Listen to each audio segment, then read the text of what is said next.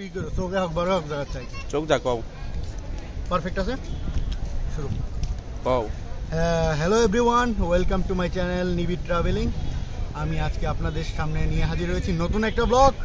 তো let's start.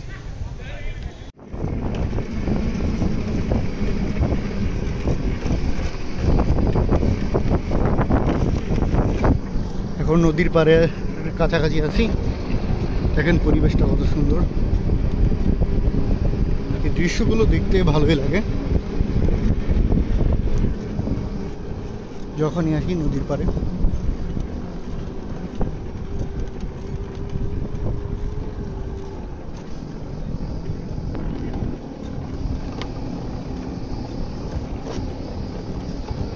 প্রায় এসে পড়েছি আমরা, এই যে নদী আপনারা দেখতে পাচ্ছেন।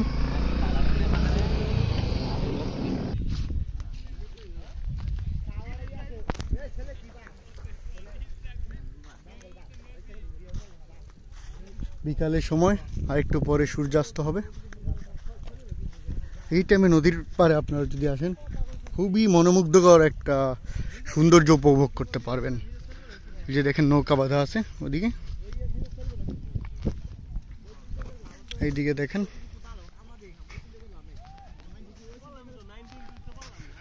নদীর পাড়ে চর জেগেছে, বালিগুলো আপনারা দেখতেই পাচ্ছেন। এরকম সুন্দর একটা দৃশ্য। ব্রহ্মপুত্র নদীর পাড়ে আছি আমি, বিদ্যাগঞ্জ বাজার থেকে একটু এগিয়ে বিদ্যাগঞ্জের এই নদীর পাড়টা। অনেক মানুষ অনেক কিছু রেখে যায়, যেমন দেখেন কে যেন তার ভালোবাসার স্মৃতি রেখে গিয়েছে এই জায়গাটায়।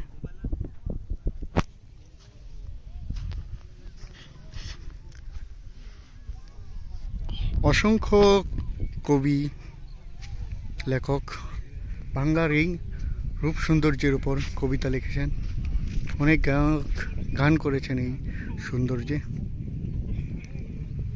এই প্রাকৃতিক সৌন্দর্যে মুগ্ধ হয়ে কবি জীবনানন্দ দাশ লিখেছিলেন, আবার আসিব ফিরে ধানসিঁড়িটির তীরে এ বাংলায়, হয়তো মানুষ নয় শঙ্খ চিল শালিকের বেশি, কার্তিকের নবান্নের দেশে। কার্তিকে যে নবান্ন উৎসব হয়, ধান কাটার উৎসব এই বাংলাদেশে, সেটার কথা বলেছিলেন জীবনানন্দ দাশ।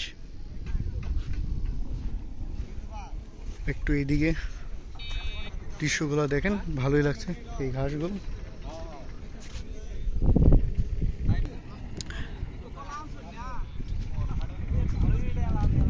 আরো অনেক লোকজন এসেছে নদী পার হতে। ওই যে দেখেন এখান থেকে দেখা যাচ্ছে নৌকাটি পার হয়ে পারে আসছে লোকজন।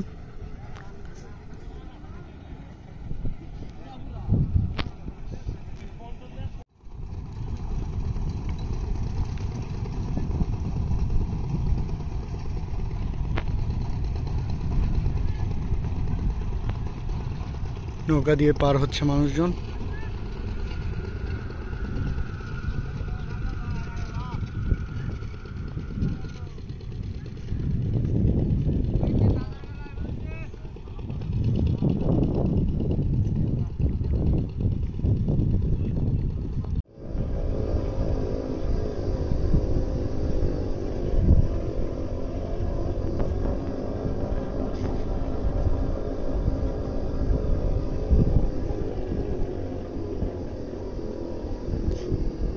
এইটুক দেখো, তাহলে সুন্দর দেখা যায়।